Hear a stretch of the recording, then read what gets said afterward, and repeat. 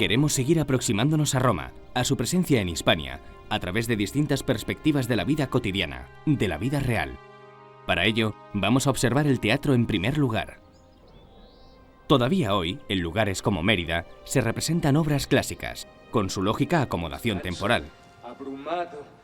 En el caso que vemos, un Edipo Rey adaptado por Miguel Murillo y dirigido por Dennis Rafter. Aquellos que pueden hacer de la vida del hombre un infierno. Escucha, Edipo, lo que el oráculo de Apolo conoce de... La obra de Sófocles sigue maravillando a los públicos 2500 años después. Por no haber hecho caso de su consejo. Serás el esposo de tu propia madre, serás el esposo de tu propia madre. Qué destino inmutable. Si el teatro romano comienza con representaciones espontáneas, fundamentalmente humorísticas y grotescas, se afianza como espectáculo reglado por tradición griega, aunque algunos investigadores creen que la cultura etrusca tuvo también una clara influencia en él, sobre todo en la música que se incorporó a las obras. Tito Livio da la mayor parte de la información al respecto.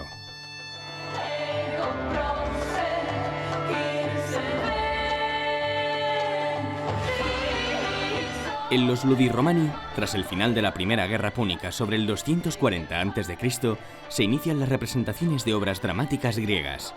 Esta tradición se prolongó durante mucho tiempo en Occidente, hasta las décadas finales del Imperio. Roma tenía un tiempo de negocio, negotium, y otro de ocio, elotium. Durante el primero imperaban la guerra y la política. Durante el segundo, las diversiones. Había juegos circenses y juegos escénicos. Los primeros eran territorio de aurigas, gladiadores y domadores de fieras. Los segundos, de dramaturgos y actores. En la Roma de Marco Antonio llegó a haber más de 130 días de ludus, de espectáculos públicos, en un año. Estas grandes celebraciones estaban promovidas por el poder político.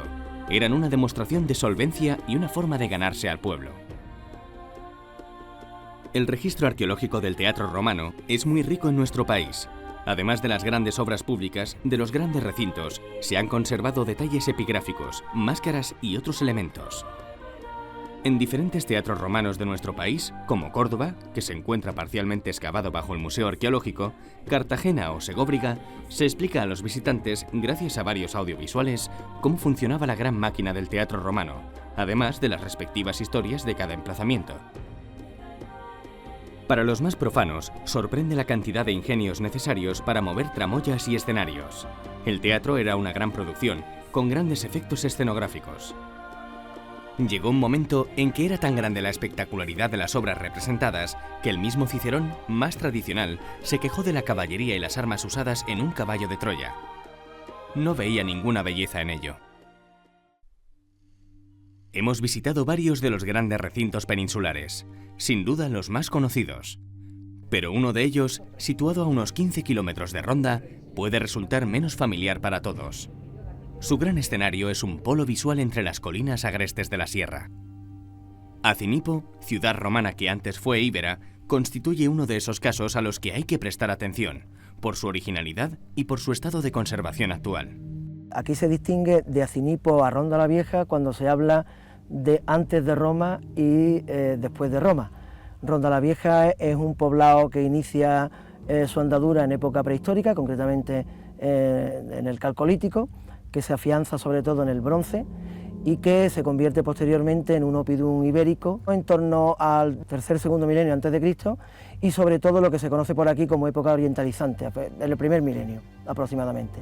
Se consolida como oppidum ibérico fortificado, que es lo que los romanos convertirán después en la ciudad de Acinipo, aunque el topónimo sigue siendo autóctono, sigue siendo ibérico. La ciudad pervive, según los datos que tenemos nosotros, en torno al siglo VI después de Cristo. En Acinipo el urbanismo se empieza a implantar, el urbanismo latino, clásico, romano, a partir del siglo I, pero que lo primero que hacen es, digamos, entre comillas, expropiar antiguas zonas de habitación ibéricas, es decir, antiguas casas ibéricas, para fundar elementos propios de la cultura latina, como son el foro, como tú has dicho, que es la plaza pública, el teatro, elementos culturales y de representación social, y las termas. El teatro parece ser que se inició un primer intento junto a una de las puertas principales de acceso a la ciudad, que es el lugar natural, es propio, porque además el visitante cuando entra a la ciudad lo primero que ve es un gran edificio público,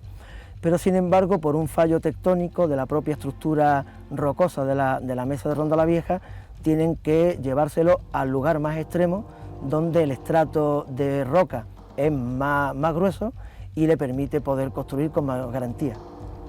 Esa es la razón que explica que, aunque la mesa de Ronda la Vieja tiene 32 hectáreas, esas 32 hectáreas no están ocupadas. El teatro no está dentro de la ciudad, está fuera de la propia ciudad, aunque dentro de la misma meseta. Transitando por la Bética, encontramos nuestro siguiente foco de atracción, las villas romanas. La Villa del Ruedo, en Almedinilla, Córdoba, nos traslada a la época tardoimperial. En esta época se abandonan las ciudades de forma constante y los ciudadanos más pudientes desarrollan su vida en estas grandes propiedades rurales. La excavación de esta villa ha dado grandes frutos. Dentro de la zona residencial de la Villa Romana del Ruedo, esta es la habitación quizás más importante, es la habitación de recepción, de representación, donde se expresaría todo el lujo, todo el poder del dominus, del propietario, y es la parte además más original de la Villa Romana del Ruedo, porque es poco frecuente encontrar esta estructura que es la que hace las veces de triclinium, es decir, de mesa, donde se comía recostado. Hay que imaginársela lleno de colchones, de cojines, y recostados comerían en este espacio, que es un espacio a su vez que tiene una fuente con un rebosadero y cuya agua procedía de aquella estructura del fondo que es un ninfeo. Un ninfeo, lugar de las ninfas, de las diosas de las aguas. Entonces sería un espacio muy sorprendente para las visitas, porque además estaría decorado con muchas de las estatuas que se han encontrado en la villa, estarían en este espacio, entre ellas pues el grupo de Perseo y Andrómeda, que posiblemente presidía el ninfeo en el espacio que ocupa que hay entre las dos columnas, y la propia escultura del dios del sueño, del dios Somnus, que también se encontró en este espacio y que sin duda decoraba este lugar que era el principal de la vivienda. La imagen de este dios, Hypnos, nos muestra que la práctica religiosa dentro de los hogares era muy habitual. De hecho, en Mérida se puede visitar una gran domus, una gran casa que muchos autores consideran como un santuario del dios Mitra por sus extraordinarios mosaicos con elementos cosmológicos. Este mitraeo es uno de los lugares más interesantes de Mérida y supone todo un reto para los investigadores. Pero hay un lugar en el que se han preocupado por recrear con rigor el ambiente de una de estas domus. En Julióbriga, Cantabria, muy cerca de Reynosa, se ha edificado la Villa de los Morillos, copiando la distribución del original que se encuentra a escasos metros. Tenemos una zona que justamente coincide con el Cardum, esta calle que da orientación norte-sur, que es de la zona de la clase media. Tenemos casas en torno a una superficie de unos 600-800 metros, que una de esas casas que se ha excavado en su totalidad, que es típica del Alto Imperio Romano, lo tenemos también reconstruido completamente en la Domus de Julióbriga, que es el centro que hoy en día todo el mundo puede visitar para un poco conocer los modos de vida de la época romana y de la familia romana. En el interior se observa una cocina romana con todo su utillaje, un triclinium o comedor recreado según los grandes patrones romanos y algunas habitaciones. No falta el altar a los dioses hogareños, los manes. Continuamos nuestro viaje saltando de sur a norte, del Cantábrico al estrecho de Gibraltar. Vamos a visitar una ciudad única para la investigación, ya que sobre ella no se han superpuesto otras construcciones. Se trata de Baelo Claudia, en Tarifa, Cádiz, y vamos a acercarnos al mundo de la pesca en época romana. Conoceremos Baelo Claudia, una ciudad romana vinculada al tráfico marítimo, a la pesca, a los salazones de pescado y sobre todo al garum, la gran joya de la gastronomía romana. A su frente, al otro lado de los escasos 14 kilómetros del estrecho de Gibraltar, se encuentra la bahía de Tánger, conocida en la antigüedad como Tingis, con la que Baelo Claudia mantuvo una intensa actividad comercial. Estrabón ya afirmó en el siglo I que Baelo Claudia vivía del comercio y el tráfico de pasajeros con Tingis y de una intensa explotación de la pesca. Baelo Claudia en época romana era una gran ciudad del estrecho, una ciudad portuaria y una ciudad importante por la producción de pescado en salazón. Para los romanos la explotación de recursos marinos era una fuente de riqueza muy importante y en las costas de la actual Andalucía pues encontraron uno de los caladeros más importantes y establecieron sus almadrabas que hunden sus orígenes en nuestro pasado fenicio-púnico. Quizás los productos más afamados en el imperio eran el atún en salazón, lo que los romanos llamaban salsamenta.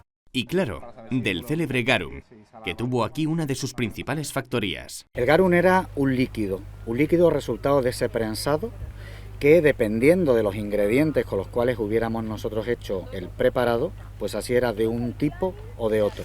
El garum más importante, según nos dicen los autores antiguos, era el garum gaditanum, el garum procedente del estrecho de Gibraltar.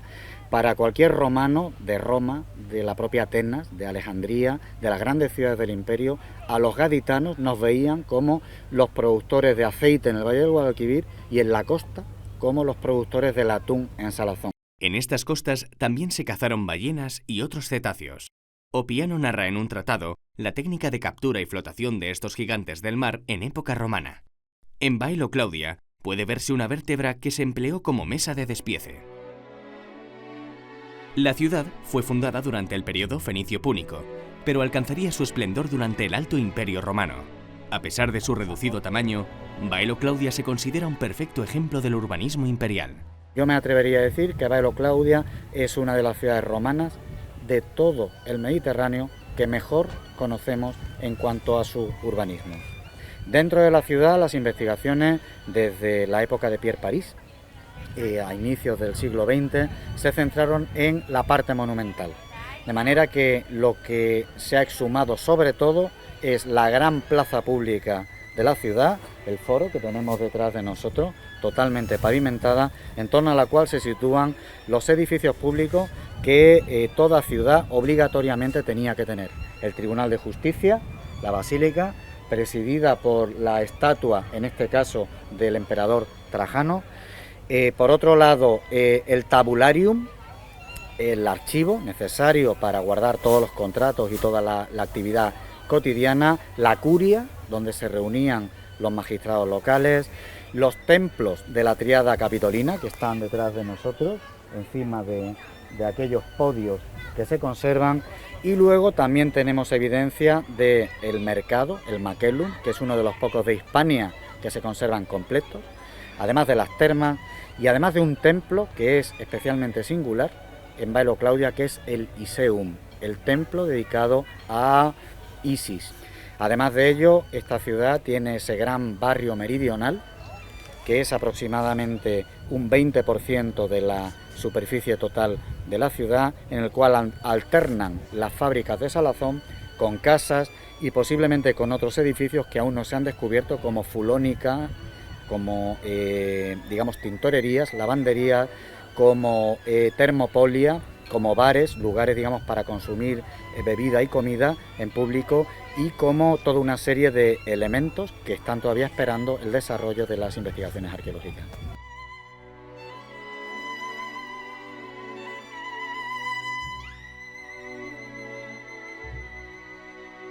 La vida cotidiana y la fe religiosa se entrelazan en un caso singular documentado en el templo de Isis. En uno de los pozos que tenemos enfrente de nosotros, cuando se hicieron las excavaciones, apareció un adefixio, una maldición, una pequeña tablilla de plomo en la cual una baelonense, una ciudadana del siglo I, grabó una maldición para pedirle a Isis Muriónima, en una de sus advocaciones de esta divinidad, que acabase con la vida de los ladrones que en su caso le habían arrebatado la ropa de cama, ¿no? Es un detalle singular, pero denota cómo la religiosidad en la antigüedad afectaba todos los aspectos de la vida cotidiana. A finales del siglo III, un terrible terremoto asoló Baelo Claudia. Le causó unos daños tan severos que no fue capaz de recuperarse. Iniciaba una lenta decadencia que duraría hasta el siglo VII. Finalizaba así la historia de una ciudad que hizo del garum su principal fuente de riqueza. Fastuoso, cruel, delicado. El mundo romano contenía todos los ingredientes del nuestro. Su gran longevidad hace que sea imposible dar fotos fijas del mismo. En este análisis secuencial volveremos a Roma y su enorme presencia en Hispania.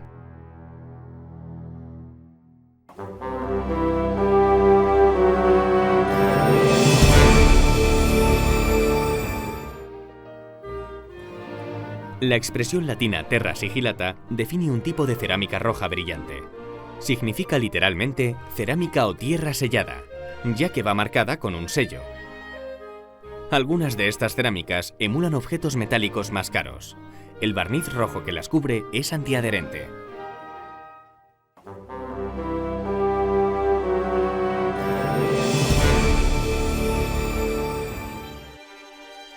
El ingeniero belga Louis Siret es uno de los pioneros de la arqueología española que más impacto ha causado en esta disciplina gracias a sus extraordinarios descubrimientos.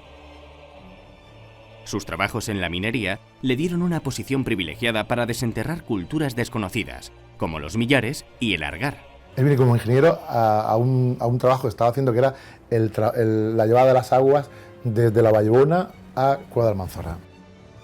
En gran parte de sus investigaciones estuvo acompañado por su hermano Enrique, que ya le había informado del rico patrimonio arqueológico del sureste peninsular antes de su llegada. Su capataz, Pedro Flores, fue clave para comprender su productividad a la hora de excavar. Para conocer bien a Siret, hay que ir a Almería, a los solitarios desfiladeros que cobijan los millares, o bien a Murcia, a la muralla ciclópea de la Bastida. El más importante que encuentran es el argar. En el argar se van a tirar excavando pues, durante 8 o 9 años hasta sacar nada más ni nada menos que 3.000 tumbas. Entonces calculan que era una ciudad pues, de cerca de 1.000 habitantes, que para una época tan antigua pues, era una ciudad muy grande. Ahora mismo se está interpretando el argar como la capital de un imperio, junto con la Bastida, un imperio bicéfalo con 2 cabezas, pero no debe encontrar nunca una ciudad con todos esos fortines, todo tan bien, que él se queda tan chocado que él termina de escribir un libro que se llamaba España prehistórica. Prefirió paralizar la publicación a raíz del descubrimiento de los millares porque creía que estaba ante algo fuera de serie. Es decir, una civilización urbana en el occidente, pero mucho más de 1000 años más antigua que el argar. Cuando él habla de los millares, habla fundamentalmente de toda la parte de las tumbas, ¿no? Los objetos, los vestilos y sobre todo todos esos materiales se los va a dar para que lo estudien otros arqueólogos que van a visitar su casa, sobre todo a partir del año 20, ¿no? Siret siempre se preocupó de las influencias orientales en la península. Detectó desde muy antiguo elementos materiales que le llevaron a pensar que los pueblos de la prehistoria ya intercambiaban productos y por tanto influencias. En su obra, Las Casitérides y el imperio colonial de los fenicios, aborda la problemática a fondo.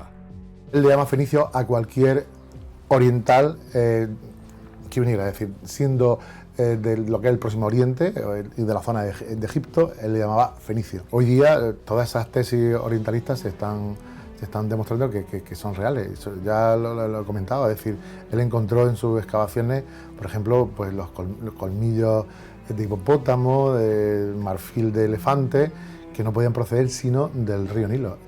Trató de visitar Troya con Schliemann, pero la muerte de su gran referente lo impidió.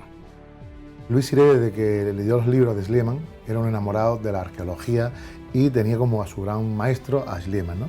En cuanto publicó su libro, pues se lo envió y Schliemann pues, le escribió una carta dándole las gracias y tal. Luego pudieron conocerlo en un congreso que hubo en Alemania hacia el año 88 o así, con otros científicos, donde a él pues, lo pusieron por las nubes, al propio Siret, diciéndole que tenía un futuro prometedor, que había aportado, que nadie se podía esperar que hubiera en Occidente una civilización tan avanzada como el argar, que ponía a Occidente al mismo nivel que Oriente, ¿no? No solamente viene una vez, sino viene varias veces. Sulten aquí y trabaja con materiales de Siret de época protohistórica. Tras una historia rocambolesca plagada de engaños, excavaciones piratas y ventas ilegales, Louis Siret devolvió una de las grandes damas ibéricas, la dama de galera, al Estado español. Como ejemplo de lo que no se debía hacer, es decir, Louis Siret en este tema fue escrupuloso. Es la primera pieza que dona al Estado español es la dama de galera. Hay un momento que él lo que quiere es poner fecha a la antigüedad. Él quiso estructurar toda la cronología de la prehistoria española. En el Museo Arqueológico Nacional puede contemplarse parte de la colección que donó. Siret fue el gran iniciador de la arqueología del sureste. Está en el Olimpo de los pioneros, como nuestro siguiente protagonista.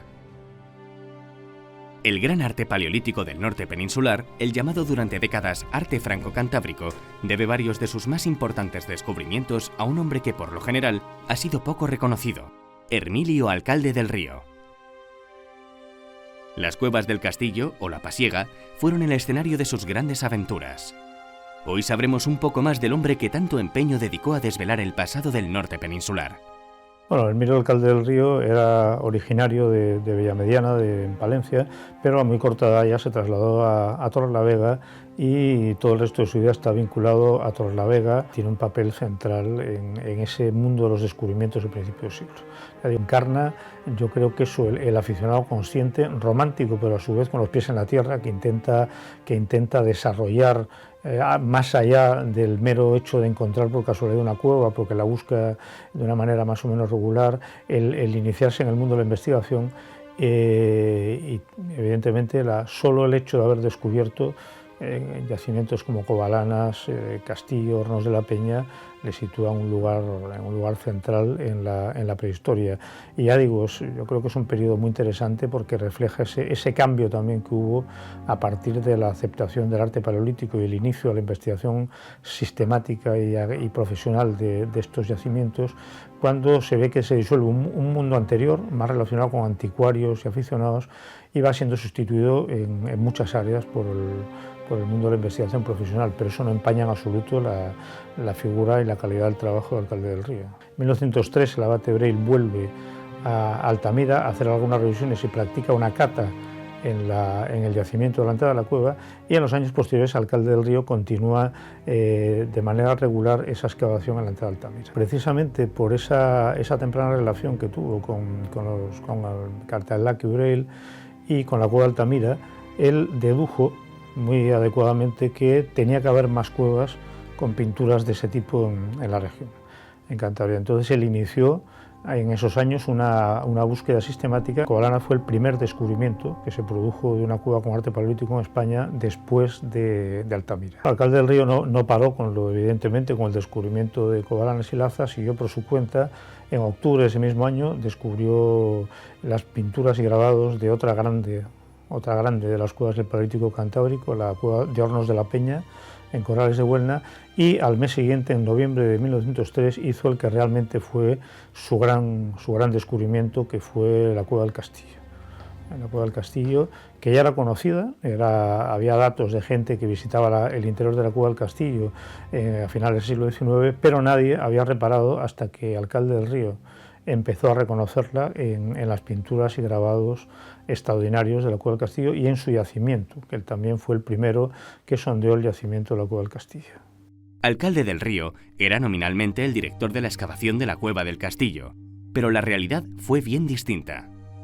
Cuando se empieza a excavar Castillo en 1910, el encargado del estudio del arte rupestre es el abate Breil, el director real de la excavación es Hugo Obermayer y su equipo, y de hecho Obermayer en El hombre fósil no menciona ni siquiera al Alcalde del Río como parte del equipo de investigación. En principio es muy significativo que tanto Breil como Obermayer fueran jesuitas y que ordenaran la visión evolutiva de la prehistoria. De eso se ha escrito bastante y hay trabajos muy interesantes en Santander, sobre todo del grupo de Manuel González Morales, porque han visto que verdaderamente Breil parece ser que es un modelo desde la Iglesia Católica de controlar el posible materialismo que había en la prehistoria. Nuestro pionero estableció una fructífera, aunque poco conocida, relación con el príncipe de Mónaco.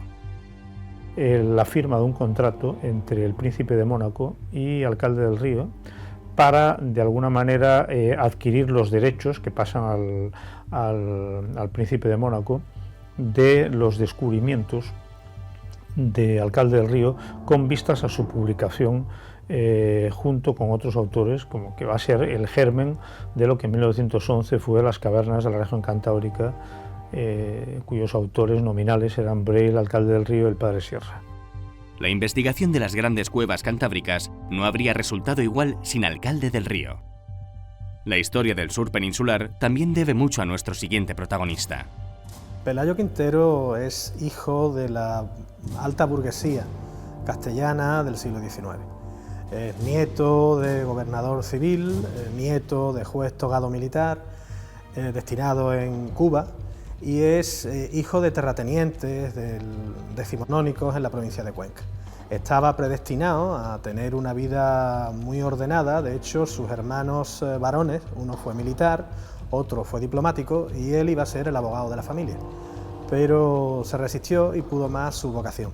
Él, como decía, nace en Uclés en 1867 y empieza sus estudios de Derecho en Madrid, pero contra la voluntad familiar los abandonará primero por los de Bellas Artes y luego por los de Filosofía y Letras, que entonces llevaban otro nombre, pero eran realmente estudios de historia. Ha pasado a la posteridad por su peculiar relación con el sarcófago femenino de Cádiz. Dicen que soñaba con la dama y al final la dama apareció bajo su casa. Se ha especulado mucho sobre una posible excavación previa de Quintero. Es un tema que ha tenido mucha literatura inclusive, ¿no? Se da las circunstancias que llega a Cádiz unos años después que Rodríguez de Berlanga, el arqueólogo malagueño, publica el primer sarcófago y se va antes de que se descubra el segundo sarcófago. Casualmente, donde él vivía, apareció en el año 80 el segundo sarcófago. Es quizá el dato empírico, arqueológico, ¿no? Luego ha habido mucha literatura, leyendas, y sí fue verdad que el hombre vivió encima del sarcófago. Pelayo Quintero Atauri comenzó sus labores en Cuenca, concretamente en Segóbriga.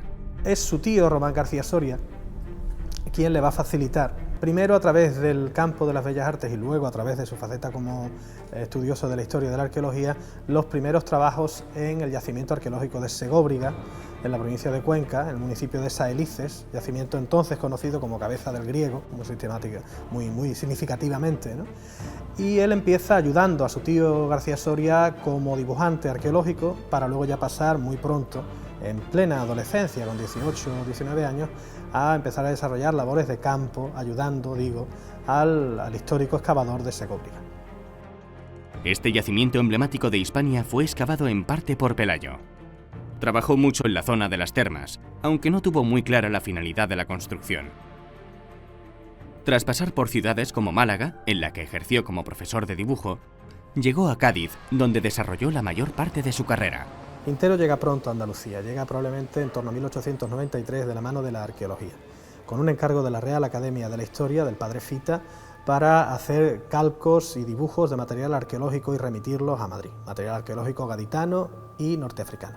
Pero será su faceta como profesor de Bellas Artes la que le instale definitivamente en Andalucía, primero en Granada, Málaga y luego definitivamente en Cádiz, no sin olvidar su paso por Itálica, por Sevilla, con una beca para estudiar los mosaicos de esa ciudad romana.